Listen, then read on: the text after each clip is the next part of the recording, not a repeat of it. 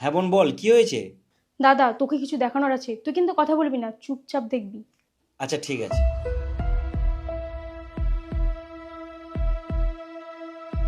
কি করছিস এখানে? বাড়ির সব কাজ হয়ে গেছে? না, এখনো কিছু কাজ বাকি আছে, আমি করে দিচ্ছি। বাকি আছে মানে? বাড়ির কাজ করবি না? বসে বসে খালি খাবি? বাড়ি থেকে বের করে দিলে ভালো হবে তো? না, আমি করে নিচ্ছি, আসলে স্কুলে পড়া ছিল। কি? স্কুলের পড়া? তোকে বলেছি না যে স্কুল পড়াশোনা আর করতে হবে না? যা বাড়ির কাজগুলো কি কর। আচ্ছা আচ্ছা, আমি করে দিচ্ছি।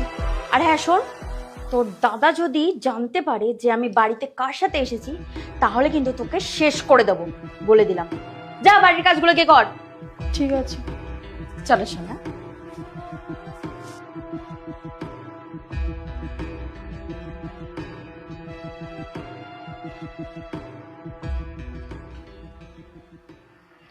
কি হয়েছে? কাকে চাই? রিয়া আছে? রিয়ার সাথে তোমার কি দরকার?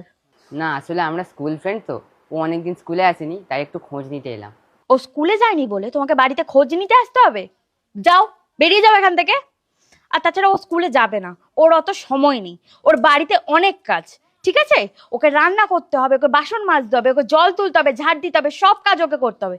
তারপর যদি ও সময় পায় তবে স্কুলে যাবে, তার আগে না। আর তোমাকে বাড়িতে খোঁজ নিতে আসতে হবে না। তোর গায়ে এত দাগ কেন? দেখে মনে হচ্ছে কেউ তোকে মেরেছে।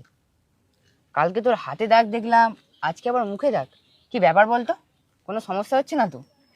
আরে ধুর, ওসব কিছু না, পড়ে গিয়েছিলাম। সত্যি বলছিস তো? হ্যাঁ রে, তোকে মিথ্যে বলে আমার কি লাভ? কি হলো? দাঁড়িয়ে দাঁড়িয়ে কি ভাবছো? না, কিছু না।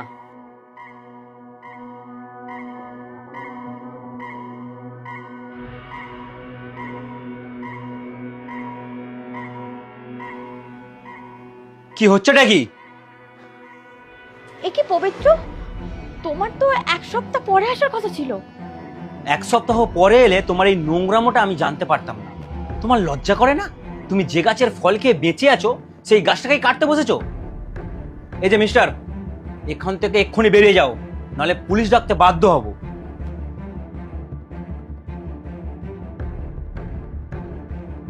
সরি পবিত্র, আমার অনেক বড় ভুল হয়ে গেছে। আমি তোমাকে বিয়ে করার সময় বলেছিলাম যে বোনের একটু খেয়াল রাখবে। ছোটবেলায় আমরা বাবা মাকে হারিয়েছি, তারপর অনেক কষ্ট করে ওকে কোলে পিঠে করে মানুষ করেছি। তোমাকে একটু খেয়াল রাখতে বলেছিলাম, আর তুমি তা না করে ওকে বাড়ির সব কিছু কাজ করাচ্ছ। তুমি এইভাবে ওর খেয়াল রাখবে? সরি পবিত্র, আমার খুব বড় ভুল হয়ে গেছে, আমাকে ক্ষমা করে দাও। এবার থেকে আমি রিয়ার খুব